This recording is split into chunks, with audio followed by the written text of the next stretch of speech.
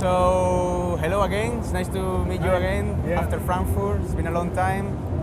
So, we already know about Darkside, the story of Darkside, but I heard that you have a new role in Darkside. Yeah. So, could you explain what is your new role? For many years, I've been like a production director, and last year we opened a new factory under Moscow. So I was responsible for both facilities. But now I'm moving from head of productions for both productions to a role of product director and quality director. So it's been like 1 month. I'm transferring to this new role, and I will spend more time working on the product and its qualities. So yeah, these are the best changes I can dream of, because I really like working with the product. Congratulations, man. So, as I said in this interview, I want to focus on the tobacco itself, how it's made, this kind of stuff. So, for example, you have 3 lines.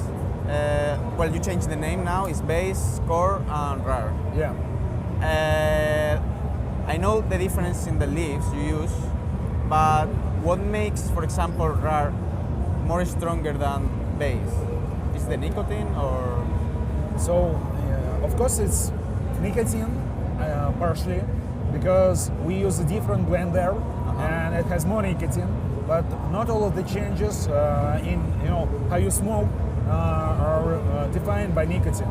So, for example, we don't use Oriental in medium, but in core, but we use it in rare, because Oriental has this pepper feeling, and it adds to the strength of tobacco. It's not like the buzz you feel; it's how you react to that. So when you feel this pepper, your lungs stop inhaling like on the full, yeah. And because of that, the airflow drops a little, and tobacco hits more and gives more nicotine, and you consume more nicotine by this. So, and plus, you feel some restriction in lungs. So it's combined effect. Because not all of customers, not all of guys who smoke shisha, they really want to feel this, falling over from smoking, yeah? So they want to feel a certain strength, but they want to be able to smoke that for a long time. And if you put too much nicotine, you will not be able to smoke that properly. You will smoke for 5-10 minutes and then you will stop. Okay. So it's something combined. It shouldn't be too easy to smoke, and it shouldn't be too light. So it's like a combination of those factors. And Oriental helps a lot with that. But of course, it's the different burley we use, the different level of nicotine. And we only add those flavors that work properly with this level of strength. So for example, if you use some dry flavors like nuts for a strong line, it's not that good to smoke.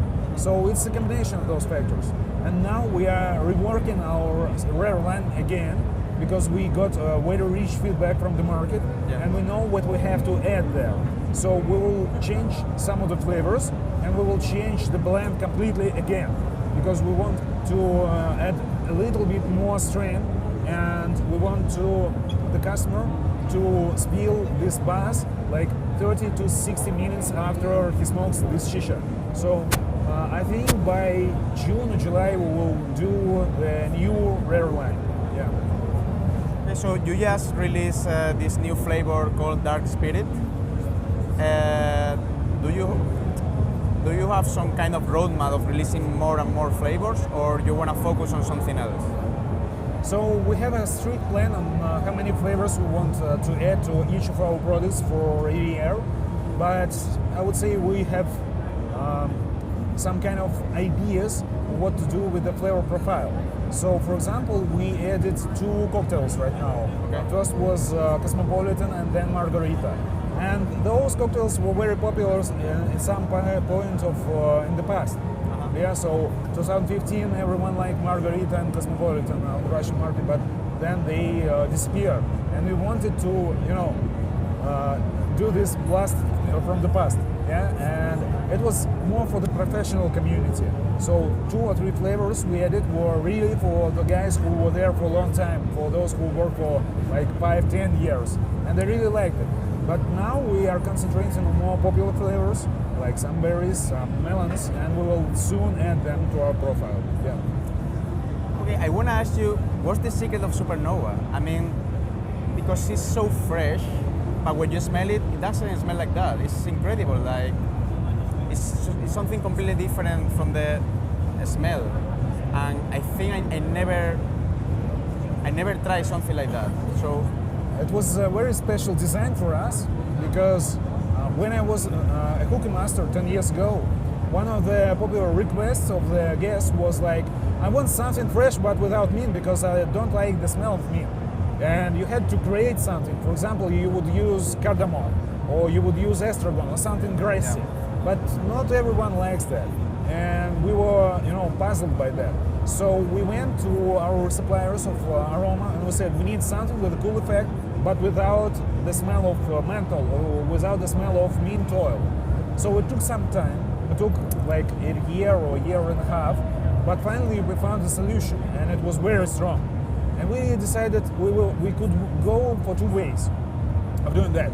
Either add it to every flavor we use because it would work very fine and it was like designed for that, or we can create a special flavor that any professional can add by his taste to any mix he does.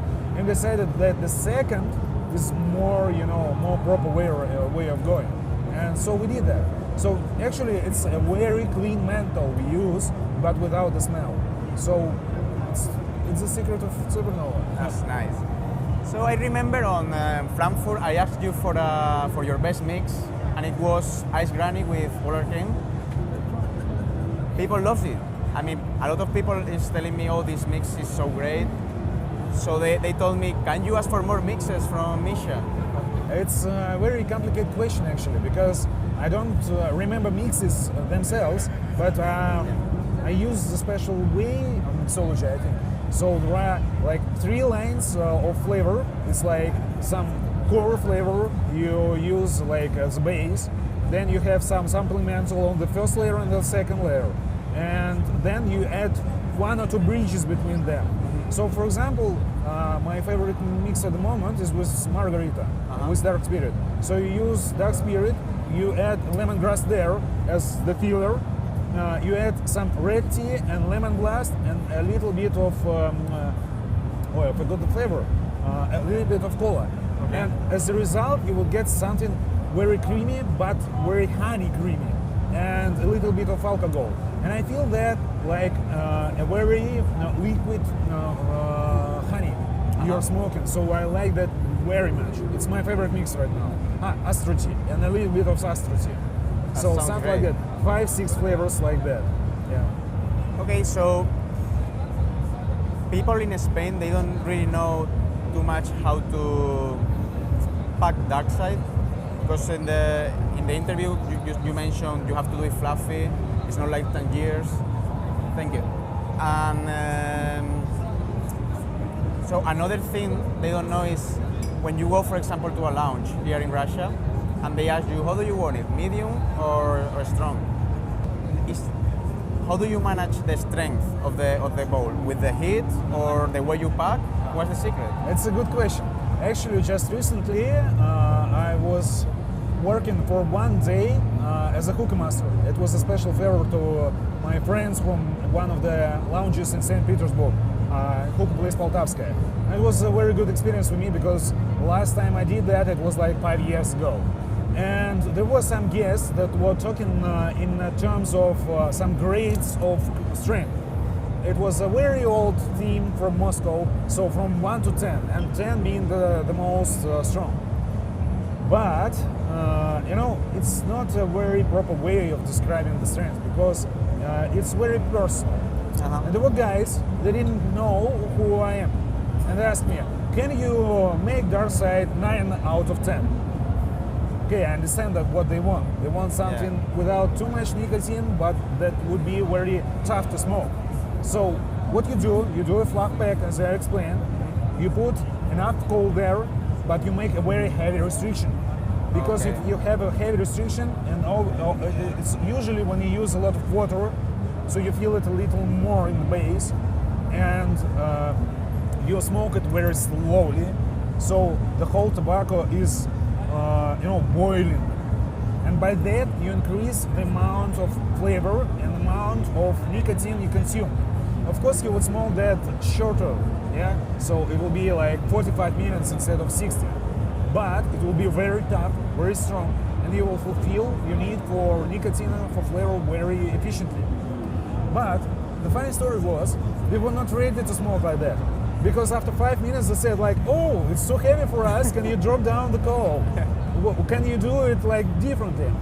The strongest point I made with them when I served the shisha was like, you have to smoke slowly and you have to keep it. So do like slowly increase the speed of inhale and fix it here and do like 3 seconds extra on the inhale.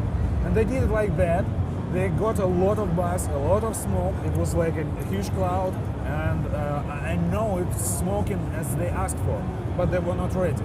So what you do in reverse, you drop down the coal, you do like a lighter smoking without those long inhales, and in 5 minutes the hookah was fixed and it was very light. And again, oh, it's not what we want for. But it's not what you do with the bowl. Yeah. Usually it's what you do with your lungs and with the coal. Yeah. You add coal or you reduce coal, and it's the inhales you regulate the strength with, usually. So of course, if you take daily hookah, for example, or Starline in Europe, you would not get a very big amount of nicotine from that. But, so it's about flavor. So you have to be sure you took the proper base. Yeah, I mean, you have to order shisha by the strength of you can manage. Yeah. So, for example, if you ask for tobacco with a lot of nicotine and you want to smoke it light, it's tricky for you. Yeah. But if you have something in the medium, it's always possible to drop it or to increase it by the strength. But it's with your lungs and with your thinking. So before starting the interview, you mentioned something about the shots. This 30 grams idea you got. Yeah. Can you explain us what it's about? Yeah. So actually, I have a small issue when I'm smoking with my friends. Okay. Yeah? So not all of them are professional smokers like me or some other shisha masters, and it's usually a tricky question what to take when you go in a company, so to some country house or I don't know, on the beach or something like that to party.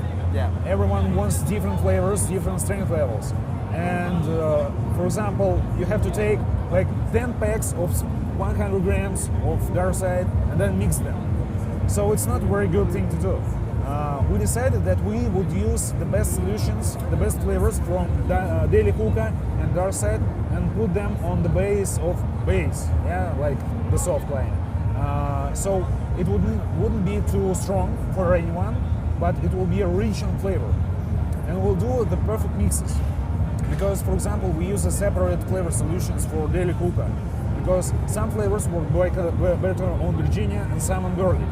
But you can adjust them. And we did that carefully with those mixes, and we made sure that they work properly on Burley. So you get something that is not too strong or too light, it's like in the middle, and it has a very rich flavor. And we decided that it's close to some kind of shots or cocktails.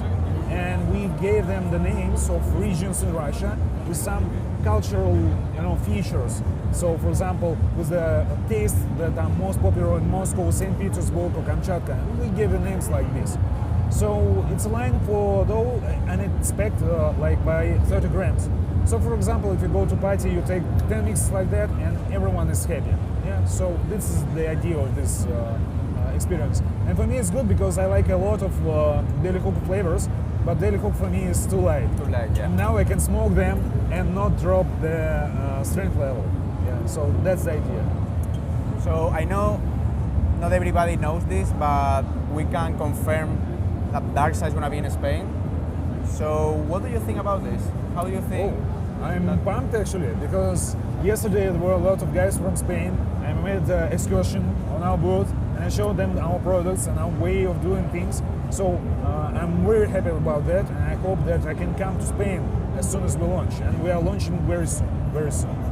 I think coming month, and we're there in Spain. Well, that's a secret. That's a secret. Yes. We won't tell, because the hype is real. So many people out there, they want to try Darkside, smoke it. And the most important, having it there, so they don't have to buy it outside of Spain, which is always very difficult. So I think that's all for now. I think now we're gonna show them how you pack Darkside or how you mix it. because I think Yes. that's gonna be useful for them. They're gonna learn from the best one. So yeah, I think that's all. So Okay. thank you so much. Thank you so much. So here we have Dark Spirit, it's a new flavor, it's margarita, astro tea and green mist. Why? Because green mist is some kind of alcohol flavor too, because it's more like caipirinha. Astro tea is a tea and it's very fresh and light. Because if we combine only two, these together, it will be too alcohol, too harsh. So we have to make some kind of bridge here. We can use two more flavors, but I don't have here at the station. So I would prefer to use lemongrass here, yeah, because it's a very light flavor and it's a bit lemonade, so it could be like more honey. But now it will be a very good alcohol mix, but still fresh because of astro tea. So we use margarita as a base and we use like, I don't know, 50% of that. I don't use percentages. It's like how you feel you want to do it right now, or how you made a connection with the guests. So the second is astro tea. So the first layer is dark spirit, astro tea is second layer, and green mist here is as a spice. Yeah. Of course, we can use some 1 or 2 grams of supernova here, but it's only for pussies here actually, because it's alcohol. What do you need to make it too light? So I mix them together and I smash them. Yeah, because I want it to be like a soup, maybe something like that. I don't want them to feel separate. I want to make like a cocktail of this. And of course I will mix the tobacco a little, yeah, fluff it like this.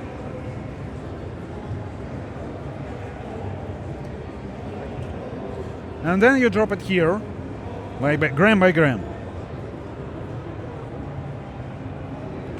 And if you do it fluffy here, it's very good because it has a lot of alcohol inside and you will feel it very strong.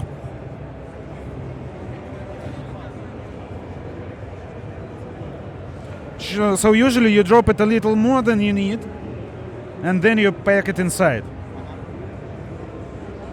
And it's the same for braze and core and rare and actually for daily hookah, yeah? Because it's like the basic principle of working with tobacco. You want to increase the space that comes into contact with hot air.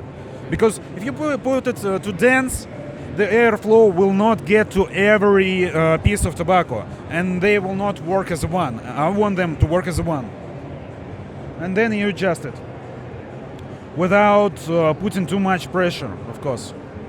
And I always leave like 1 or 2 millimeters between heat management system and tobacco, because I don't want it to burn by itself. I want it to work only when I inhale. So this is bowl from Vaskurimsa, and it's a little bit small for me. Yeah, I prefer to use more classical Turkish bowls.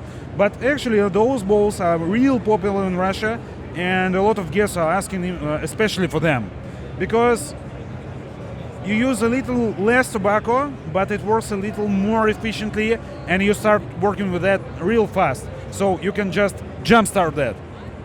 I can see that you are leaving like a gap Yeah. for the HMD. Yeah, because I don't want the tobacco to burn. I wanted to wait until I inhale, until I start smoking. Yeah. So when it's like that, then you put heat management system. You put 4 coals on it. You leave it for 1 or 2 minutes. You drop 1 coal. You start smoking, and when everything is good, you can put 1 coal on top of 2 coals, and that's all. Yeah, real simple. Thank you.